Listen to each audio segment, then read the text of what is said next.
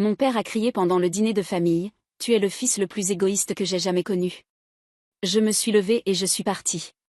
Mon nom est Madison Reynolds, et à 32 ans, je n'aurais jamais imaginé que les mots de mon père puissent encore couper aussi profondément. Notre dîner traditionnel de Thanksgiving à Boston avait commencé par des embrassades chaleureuses et des conversations joyeuses, mais le dessert apporta un froid qu'aucune cheminée ne pourrait réchauffer. « Tu es l'enfant le plus égoïste que j'ai jamais connu », cria papa, frappant du poing sur notre table de salle à manger en érable. Le regard de maman descendit vers sa tarte à la citrouille à moitié mangée tandis que ma sœur, Olivia, acquiesçait en accord silencieux. 10 ans de sacrifices financiers défilèrent devant mes yeux tandis que les accusations volaient par-dessus les taches de sauce au canneberge. Je sentis ma poitrine se serrer lorsque ma vérité se cristallisa en ce moment. Si vous avez déjà ressenti la douleur de l'incompréhension familiale, laissez un commentaire me disant d'où vous regardez, et abonnez-vous pour rejoindre d'autres qui se sont défendus quand cela comptait le plus. Grandissant dans la banlieue de Boston, notre style de vie était confortablement classe moyenne, rien d'extravagant, mais nous ne manquions jamais des nécessités de base. Papa travaillait comme directeur de production chez Franklin Manufacturing depuis près de 20 ans, tandis que maman équilibrait un travail administratif à temps partiel avec s'occuper de la maison. Nous vivions dans une modeste maison coloniale dans un quartier où tout le monde se connaissait, regardait ensemble les matchs de football du lycée le vendredi soir, et aidait à déblayer les trottoirs pendant les hivers brutaux du Massachusetts. Notre dynamique familiale changea drastiquement pendant ma 2e année à l'université de Boston lorsque Franklin Manufacturing subit des licenciements massifs, papa inclus. À 20 ans, j'arrivais à peine à gérer mes propres dépenses quand soudain notre base familiale se fissura. La récession avait durement frappé les industries, et à 53 ans, papa se retrouva en compétition contre des candidats plus jeunes et moins chers dans un marché du travail en contraction.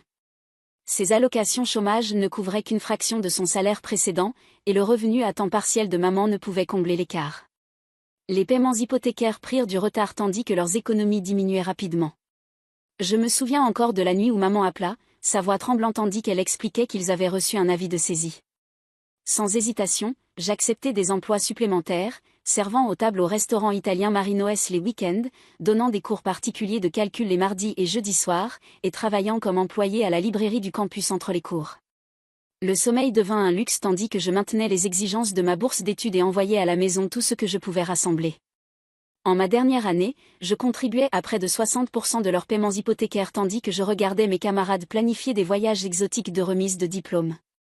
Quand Olivia fut diagnostiquée avec une thyroïdite de Hashimoto pendant sa première année à UMass, les traitements spécialisés ne furent pas entièrement couverts par le plan de santé réduit de nos parents.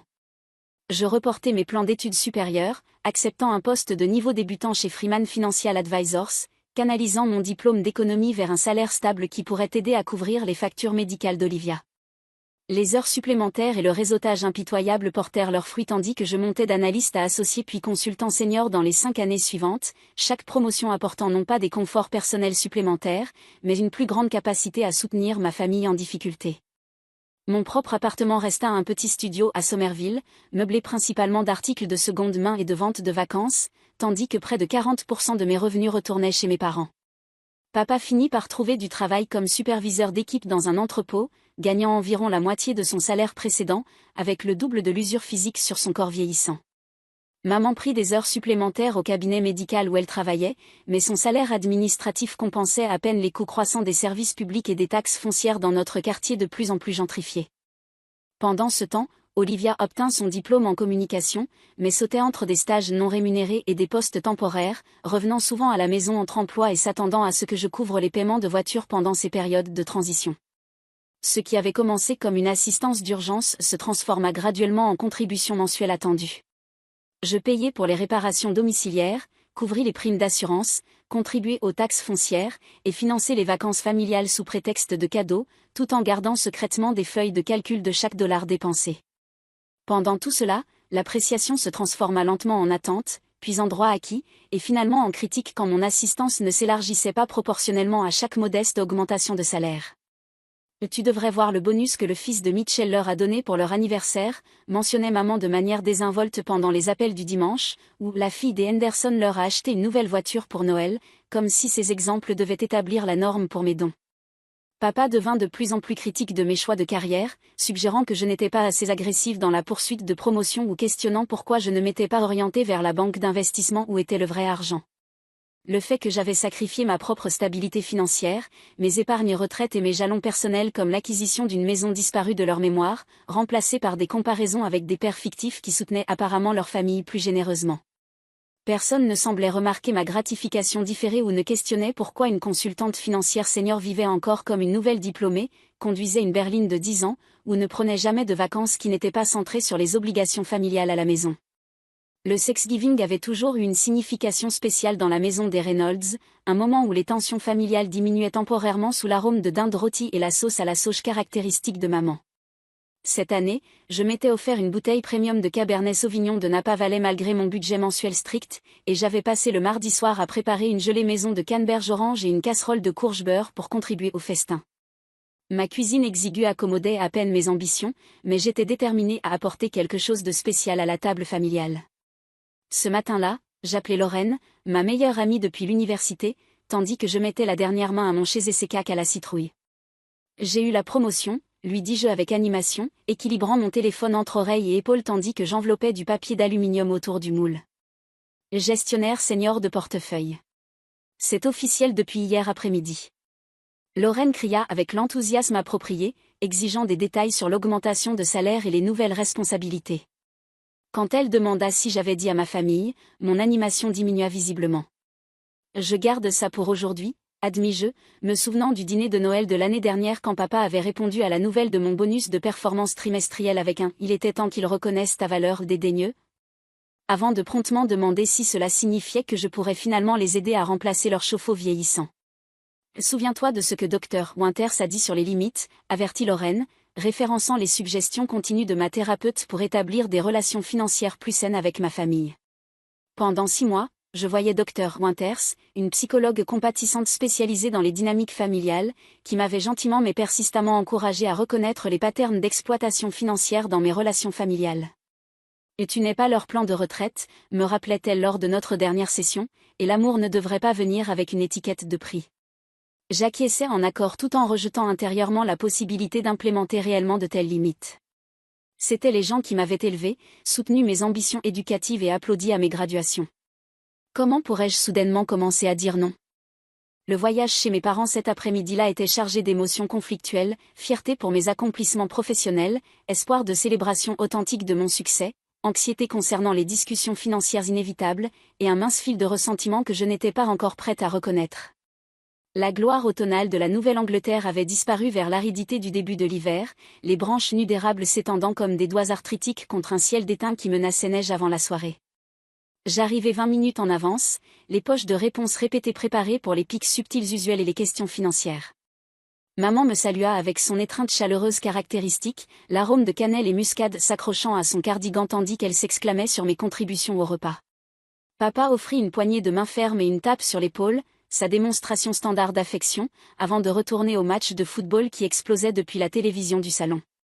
Olivia arriva peu après, accompagnée de son petit ami le plus récent, Trevor, un graphiste avec une barbe impressionnante sculptée et des histoires sur son récent voyage transformateur en Thaïlande. Ma sœur avait dramatiquement changé son apparence depuis que je l'avais vue pour la dernière fois à la fête du travail. Ses cheveux bruns précédemment jusqu'aux épaules présentaient maintenant une coupe pixie blonde platine qui accentuait ses traits angulaires.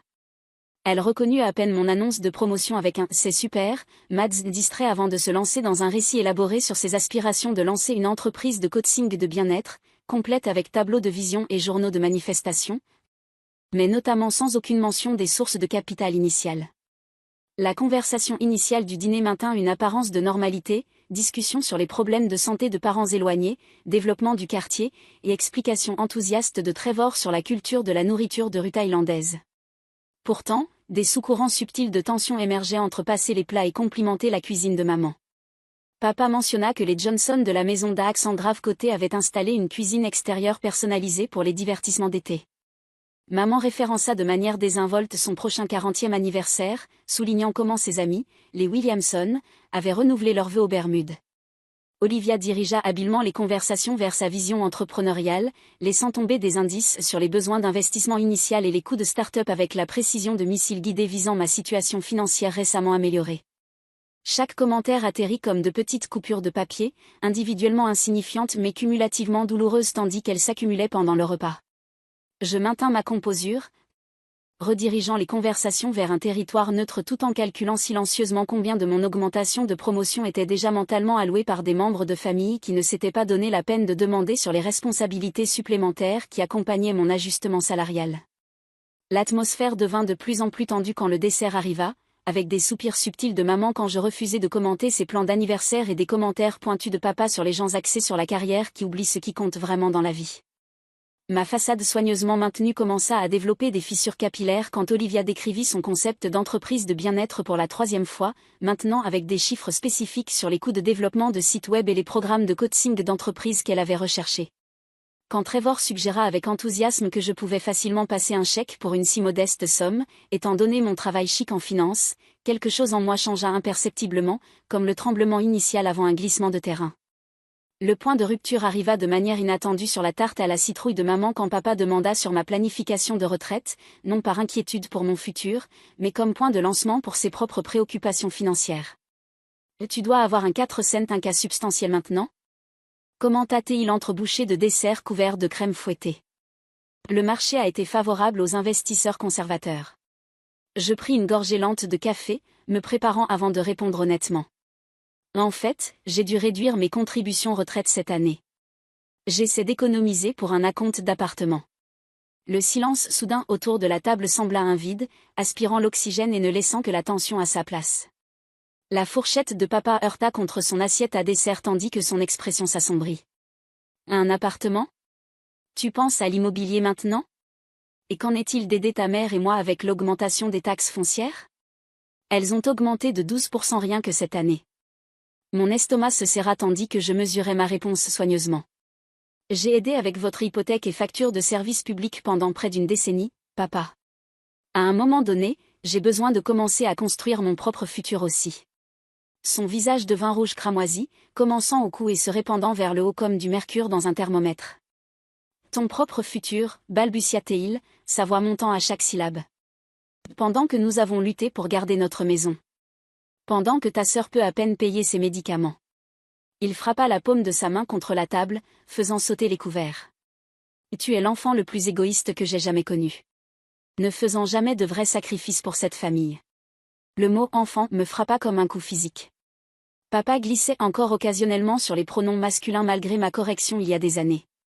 Pire était la conviction absolue dans sa voix tandis qu'il réécrivait une décennie de mon soutien financier en un récit d'égoïsme. Maman fixait sa tarte à moitié mangée, épaules courbées comme si elle essayait physiquement de se rétrécir du confrontation. De l'autre côté de la table, Olivia acquiesça vigoureusement, encouragée par l'explosion de papa. Sérieusement, Madison, tu vis dans ta bulle de promotion et succès de carrière pendant que le reste d'entre nous lutte. Quand as-tu vraiment sacrifié quelque chose pour la dernière fois ? Son petit ami Trevor bougea inconfortablement dans sa chaise, soudainement intensément intéressé par le motif de son assiette à dessert. Souviens-toi quand tu n'as pas pu aider avec mon concept d'entreprise au printemps dernier parce que tu économisais pour des vacances, continua Olivia, faisant des guillemets avec ses doigts. Pendant ce temps, je conduis encore une voiture sans climatisation et avec un voyant moteur allumé depuis juin. Les accusations continuèrent à voler par-dessus la nappe tachée de canneberge, plaintes sur mes coupes de cheveux coûteuses, une coupe de $30 toutes les 8 semaines, mon style de vie luxueux, mon appartement d'une chambre avec meubles de seconde main, et mes vacances exotiques. Un voyage de week-end pour le mariage d'une amie à Chicago l'année dernière. Chaque commentaire déformait la réalité plus sévèrement, créant un reflet de miroir déformant de ma vraie vie que je reconnaissais à peine. Quelque chose se cristallisa en moi à ce moment, une clarté qui coupa à travers des années de culpabilité et obligation comme la lumière du soleil à travers le brouillard. Sans un mot, je me levai et marchai calmement vers ma voiture, ignorant les appels confus derrière moi. Pendant des années, j'avais tenu des registres méticuleux de chaque contribution financière à ma famille, partiellement pour des fins fiscales, partiellement par l'instinct de consultante financière de traquer les dépenses, mais peut-être inconsciemment me préparant pour exactement ce moment. Le dossier accordéon était dans mon coffre, organisé par année et catégorie, contenant des copies de chaque chèque, reçus de transfert et confirmation de paiement de factures depuis ma dernière année d'université. Le poids dans mes mains semblait simultanément plus léger qu'attendu et incroyablement significatif tandis que je retournais dans la salle à manger soudainement silencieuse. J'ai été appelée bien des choses dans ma vie, mais égoïste n'en est pas une que je suis prête à accepter, déclarai-je calmement, plaçant le dossier sur la table entre la tarte à la citrouille et la gelée de canneberge. Ceci contient les registres de tout ce que j'ai contribué à cette famille au cours des 10 dernières années. J'ouvris le dossier méthodiquement, retirant la feuille de calcul résumée que j'avais mise à jour le mois dernier. Cette première page montre les totaux par catégorie: assistance hypothécaire, facture médicale, paiement de voiture, prime d'assurance, taxes foncières, facture de services publics, réparation domiciliaire et dépenses diverses. Les colonnes de chiffres contrastaient fortement avec les accusations émotionnelles qui planaient encore dans l'air. 48 652 $ pour l'hypothèque quand vous avez presque perdu la maison pendant le chômage de papa. 32 779 $ pour les traitements médicaux et médicaments d'Olivia non couverts par l'assurance. 27 300 $ pour les taxes foncières au cours des 8 dernières années. 22 415 $ pour les réparations domiciliaires incluant remplacement du toit, chauffe-eau et mise à niveau du système électrique. Je continuais à travers les catégories de manière despassionnée comme si je présentais des données financières à des clients au lieu de ma propre famille. 14 890 $ pour les dépenses médicales de papa après l'accident à l'entrepôt quand la compensation des travailleurs a tardé. 18 255 $ pour le travail dentaire et chirurgie oculaire de maman. 9 775 $ pour les paiements de voiture et assurance d'Olivia pendant ces périodes entre emplois. Avec chaque chiffre, les expressions de ma famille changèrent. La colère de papa cédant graduellement à l'inconfort. L'évitement de maman se transformant en choc aux yeux écarquillés. La droiture d'Olivia fondant en embarras visible. Le total général, conclus-je, tapant sur le chiffre en gras au bas de la page, est de 175 842 $ sur 10 ans. C'est presque 30% de mon revenu après impôt pendant cette période.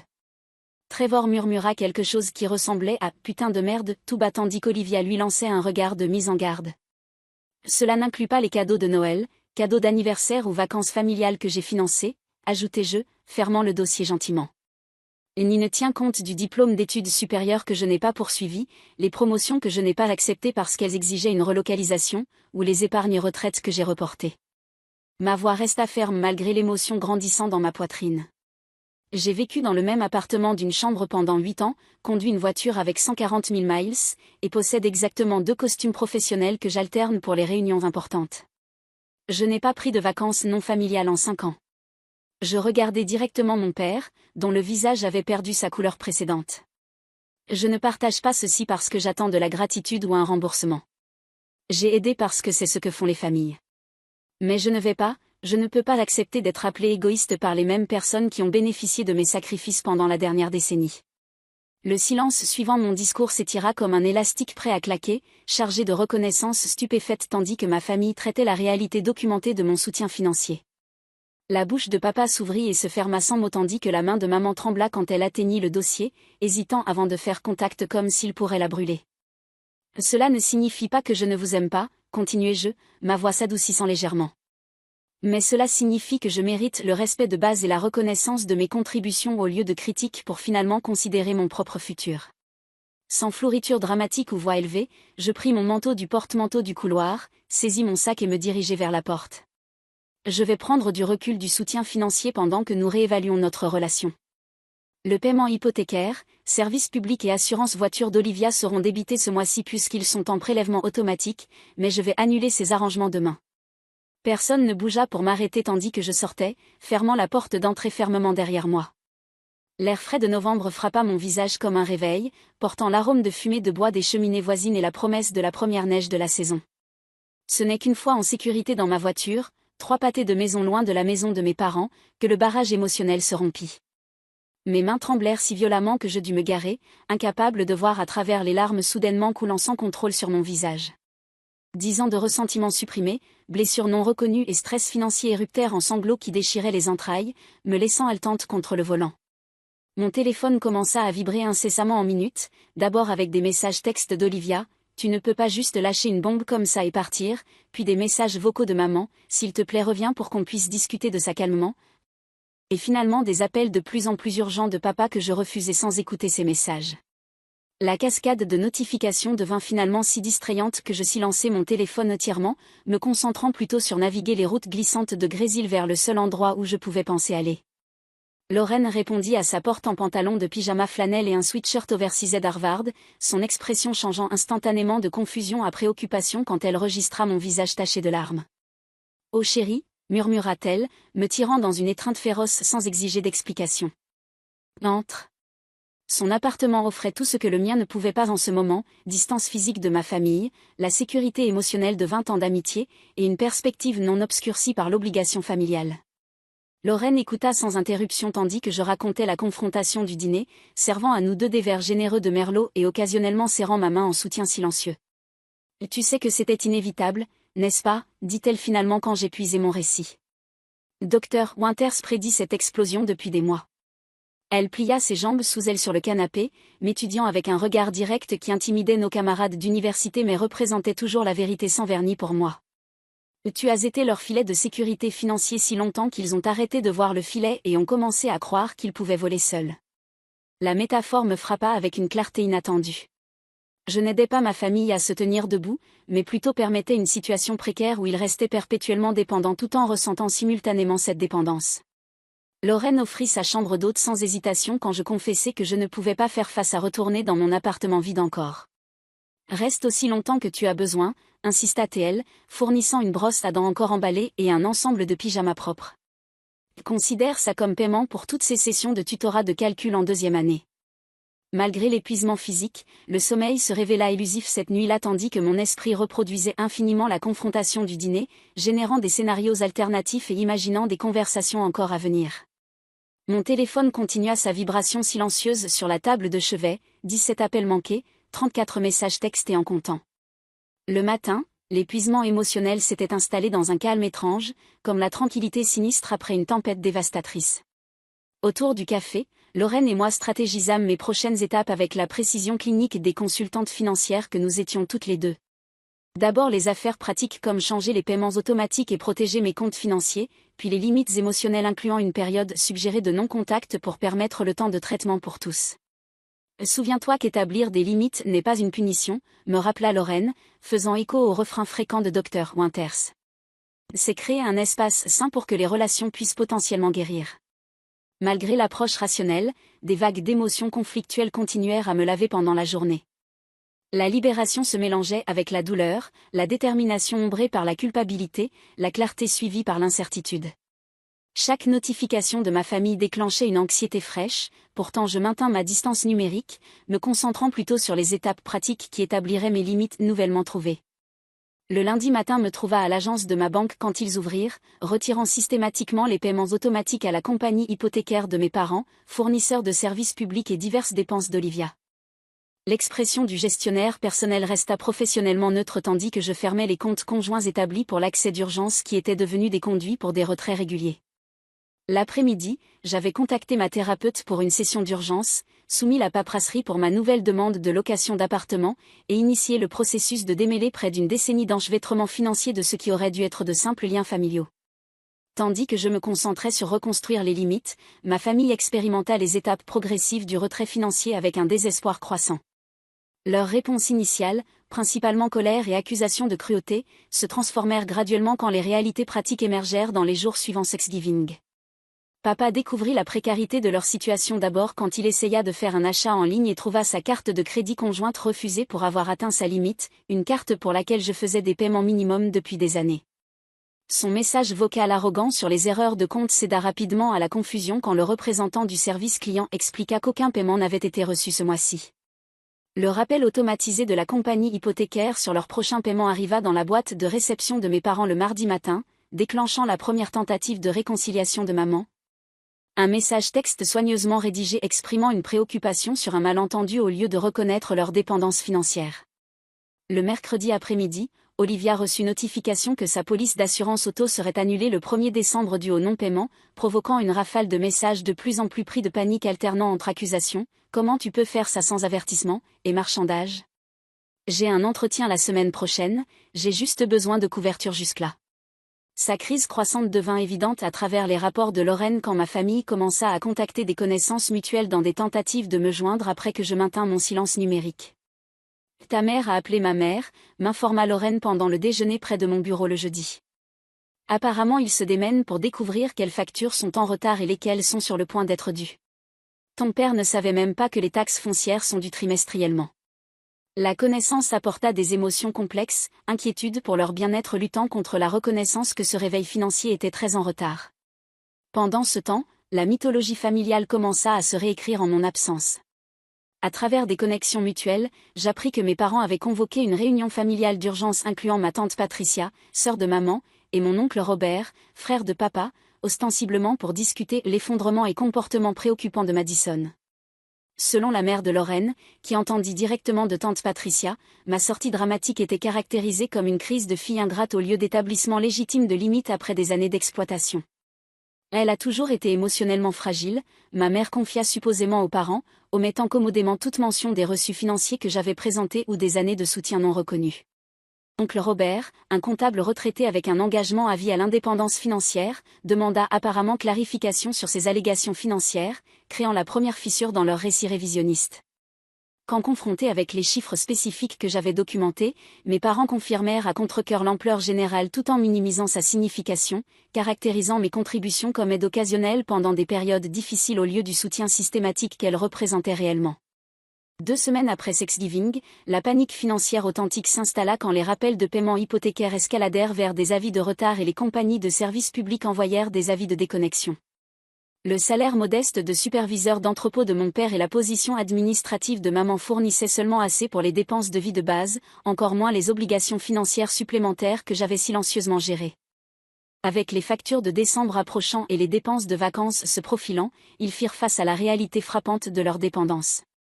Olivia expérimenta peut-être le réveil le plus dramatique, n'ayant jamais été entièrement autosuffisante malgré ses 27 ans. Son concept d'entreprise de coaching de bien-être recula rapidement des tableaux de vision dignes d'Instagram vers l'impossibilité pratique quand elle confronta son manque complet d'épargne d'urgence ou d'historique de crédit indépendant. Son petit ami Trevor, initialement sympathique à sa situation, commença à prendre ses distances quand les demandes financières d'Olivia passèrent de sa sœur absente à lui. Le timing se révéla particulièrement difficile quand la saison des vacances approcha, amplifiant les pressions émotionnelles et financières. Les décorations de Noël apparurent dans tout le quartier tandis que mes parents calculaient s'ils pouvaient payer leurs factures d'électricité. Les invitations aux fêtes de vacances arrivèrent quand Olivia réalisa qu'elle ne pouvait pas faire le paiement de voiture. Les publicités festives promouvaient des cadeaux de luxe tandis que ma famille confrontait la possibilité de difficultés authentiques pour la première fois en année. 3 semaines dans leur ajustement financier, le désespoir mena mon père à une action inattendue, contacter Dr. Winters à travers des informations qu'il trouva sur un reçu de thérapie dans leur fichier. Son message vocal, qu'elle décrivit en termes soigneusement non spécifiques pendant notre session, incluait apparemment tant accusations sur mon abandon que confusion authentique sur comment il s'en sortirait sans mon assistance. Votre père semble expérimenter les étapes initiales de reconnaissance, nota Dr. Winters avec neutralité professionnelle. Sa colère est encore prédominante, mais des questions émergent sur comment cette situation s'est développée. Elle recommanda maintenir mes limites tout en reconnaissant la transition authentiquement difficile que ma famille affrontait. Votre recalibrage financier n'est pas une punition, me rappela-t-elle, mais plutôt une étape nécessaire vers des relations plus saines pour tous impliqués. La saison des vacances intensifia tant les défis pratiques que les tentatives de manipulation émotionnelle. Noël avait toujours été ma responsabilité financière, des cadeaux pour la famille étendus aux ingrédients pour le repas de vacances au dîner annuel du Nouvel An de la famille au restaurant italien Giovanni's. Mon absence de ces traditions créa tant des vides pratiques que des opportunités de me peindre comme la méchante dans notre histoire familiale. Les réseaux sociaux devinrent leur champ de bataille principal quand maman posta des photos nostalgiques de temps familiaux plus heureux, tandis qu'Olivia partageait des citations cryptiques sur découvrir qui se soucie vraiment pendant les temps difficiles. La campagne de culpabilité numérique se retourna contre eux quand des amis de famille qui connaissaient mon soutien consistant commencèrent à questionner ces récits unilatéraux, créant des moments inconfortables quand des parents demandèrent sur les circonstances spécifiques de notre éloignement. À la mi-décembre, la réalité financière avait complètement démantelé l'indignation juste initiale de ma famille. L'avis final de la compagnie hypothécaire arriva avec menace de procédure de saisie après le Nouvel An. La compagnie électrique implémentait son programme d'hiver, prévenant la déconnexion complète mais réduisant le service à des niveaux minimums. La voiture d'Olivia fut reprise 3 jours avant Noël, la laissant dépendante du transport public peu fiable vers le quartier suburbain de mes parents. Les conséquences pratiques de l'indépendance financière se révélèrent beaucoup plus difficiles que les déclarations en colère de « s'en sortir très bien sans l'aide de Madison » qui suivirent mon départ initial. Tandis que ma famille luttait avec l'indépendance financière, j'embarquais dans un voyage inattendu de redécouverte personnelle. Le premier mois suivant notre confrontation apporta des changements pratiques, signer un contrat de bail dans un appartement légèrement plus grand dans un quartier que je considérais précédemment au-delà de ma portée, ouvrir un compte d'épargne à haut rendement pour mon fonds de mise de fonds de maison retardé, et calculer des augmentations de contributions retraite avec le conseiller financier de ma compagnie. Pourtant, les transformations les plus profondes se produisirent intérieurement pendant les sessions hebdomadaires avec Dr. Winters, qui me guida à travers reconnaître des patterns établis bien avant notre confrontation de Thanksgiving. Votre sens de responsabilité pour le bien-être financier de votre famille ne s'est pas développé du jour au lendemain, observa-t-elle pendant une session particulièrement intense. Nous devons examiner les croyances qui ont fait que leur dépendance semblait normale pour vous si longtemps. À travers l'exploration soigneuse, nous identifiâmes des expériences formatrices qui avaient façonné ma perception de l'obligation familiale, regarder mon père soutenir ses parents âgés, absorber des messages culturels sur les responsabilités de la fille aînée, et internaliser les compliments fréquents de ma mère pour mettre la famille en premier. Ces découvertes ne diminuèrent pas mon amour pour ma famille, mais contextualisèrent les dynamiques malsaines qui avaient évolué au fil du temps. Les limites ne sont pas sur arrêter de se soucier, souligna Dr. Winters, mais sur s'assurer que l'attention coule dans plusieurs directions au lieu d'être constamment drainée d'une source. Le soulagement financier créé en redirigeant les fonds familiaux vers mon propre futur apporta des changements émotionnels inattendus aussi. Sans calcul constant sur soutenir d'autres, je reconnectais avec des intérêts longtemps abandonnés dus aux contraintes de temps ou d'argent. Un studio de danse communautaire offrait des cours de ballet adultes qui réveillèrent la mémoire musculaire des cours d'enfance discontinués dus aux dépenses universitaires. La débutante de 32 ans parmi les gracieuses vingtenaires déclenchait initialement de la conscience de soi jusqu'à ce que l'instructrice note ma persistance inhabituelle pendant les combinaisons difficiles.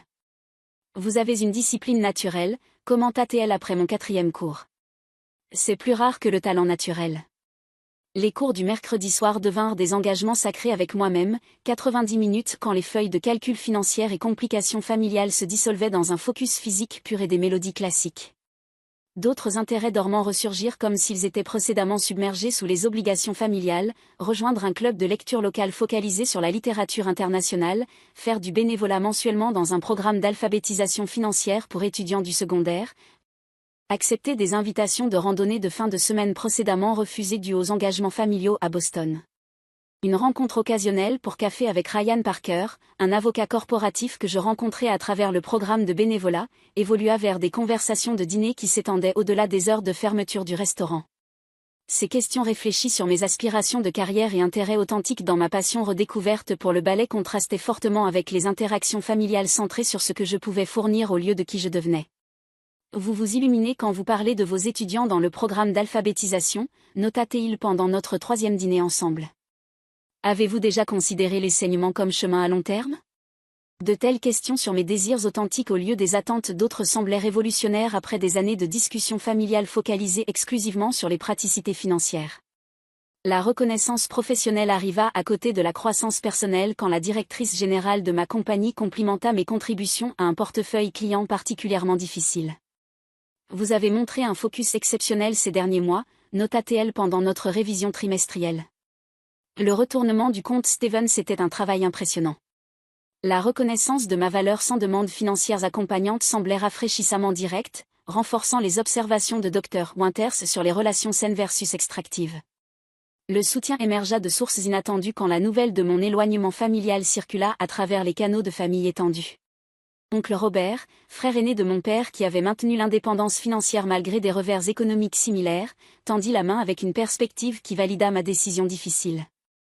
Votre père et moi avons été élevés avec les mêmes valeurs mais avons fait des choix différents quand les défis ont surgi, partagea-t-il pendant une conversation téléphonique longue. J'ai travaillé 3 emplois pendant la récession au lieu de me reposer sur mes enfants. Ce n'était pas facile, mais c'était nécessaire. Son aperçu de la psychologie de mon père fournit du contexte sans excuser l'exploitation que j'avais expérimentée. Votre père a interprété accepter de l'aide comme un échec personnel, expliqua oncle Robert. Plus cela continuait, plus il avait besoin de justifier en vous peignant comme devant ce soutien au lieu de le fournir généreusement. Cette perspective aida à dissoudre la culpabilité persistante sur imposer des limites que ma famille expérimentait comme abandon. Pendant ce temps, la saison des vacances qui approchait, traditionnellement passée à naviguer les tensions familiales à Boston, se profilait comme tant défis qu'opportunités. Pour la première fois dans ma vie adulte, Noël ne tournerait pas autour de gérer les attentes financières de mes parents et les suggestions de cadeaux déguisés d'Olivia. L'invitation de Lorraine à rejoindre la célébration de la veille de Noël de sa famille fournit un pont entre les anciennes traditions et nouvelles possibilités, tandis que la suggestion de Ryan d'un week-end du Nouvel An au chalet au bord du lac de sa famille offrait une alternative à la rencontre familiale annuelle que je finançais toujours au restaurant Giovanni's.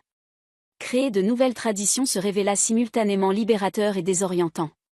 Sélectionner un petit arbre de Noël de table pour mon nouvel appartement, acheter des cadeaux réfléchis pour des amis qui n'attendaient rien en retour, et apprendre à naviguer les émotions complexes de célébrer tout en maintenant la distance nécessaire des membres de famille en difficulté.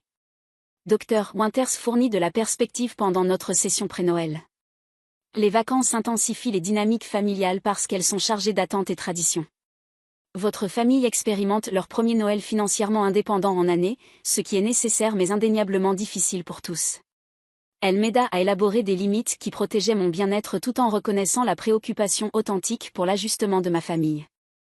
Compassion sans capitulation, termina-t-elle, me permettant d'envoyer des cartes de Noël avec des messages chaleureux tout en maintenant les limites financières et le contact direct limité pendant cette période de transition.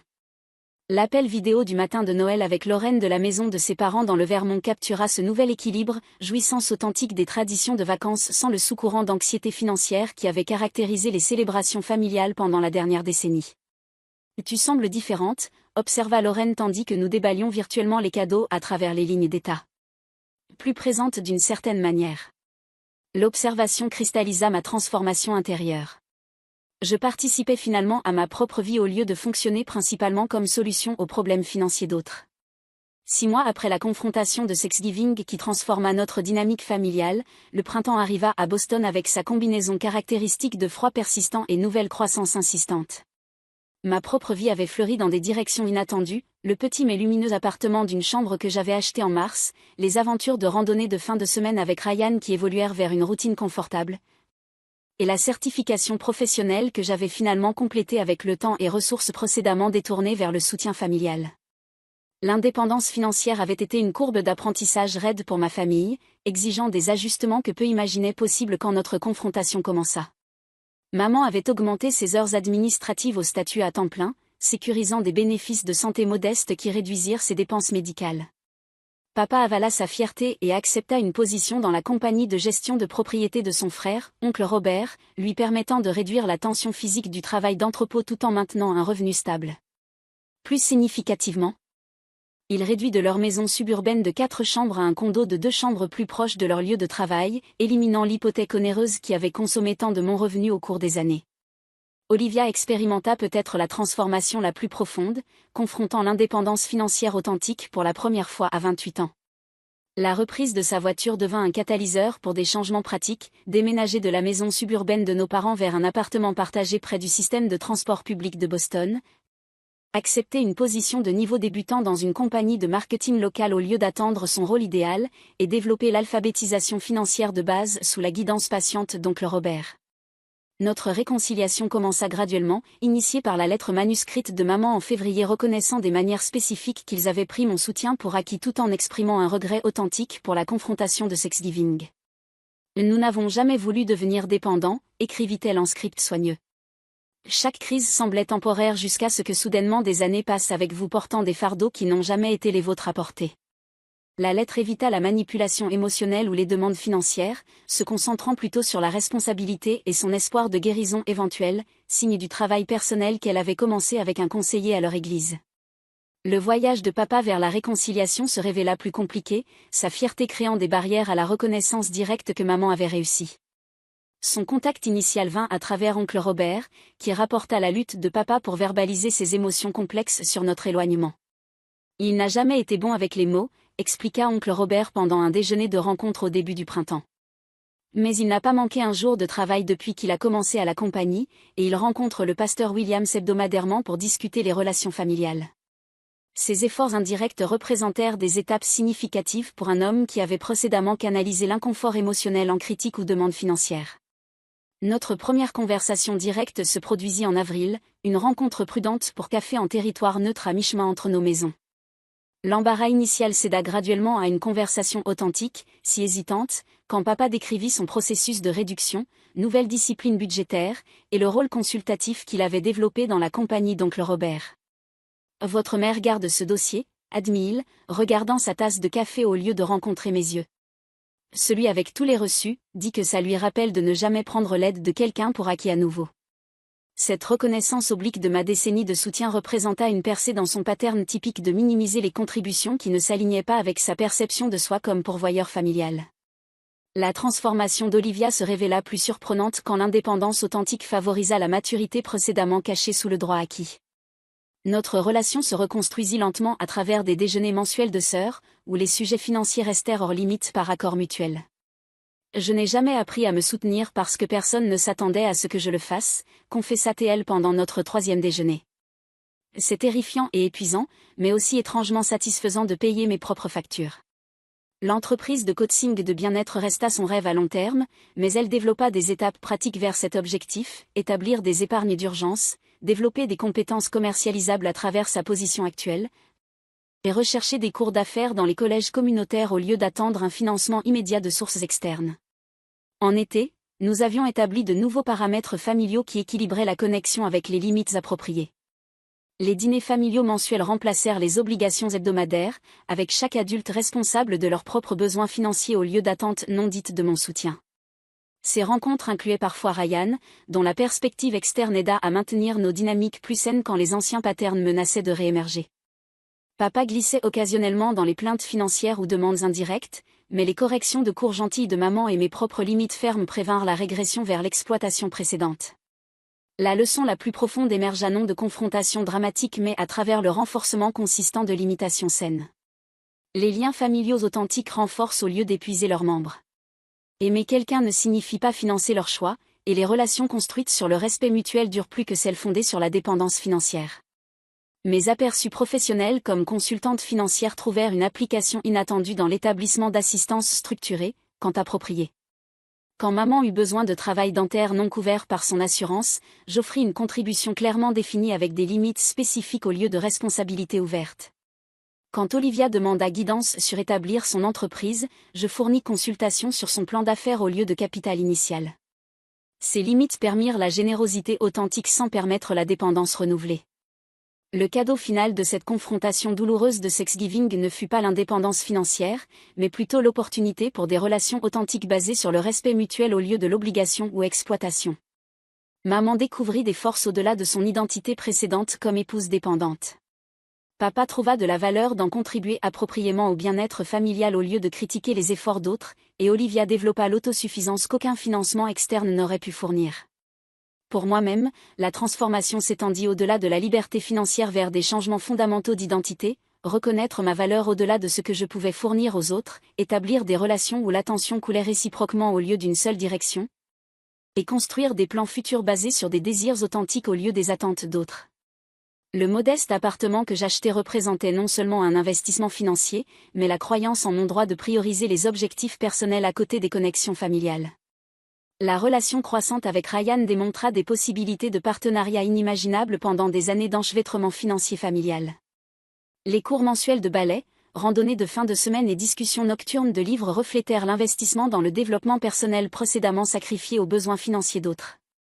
Avez-vous déjà eu à établir des limites difficiles avec des membres de famille qui ont pris votre générosité pour acquis ?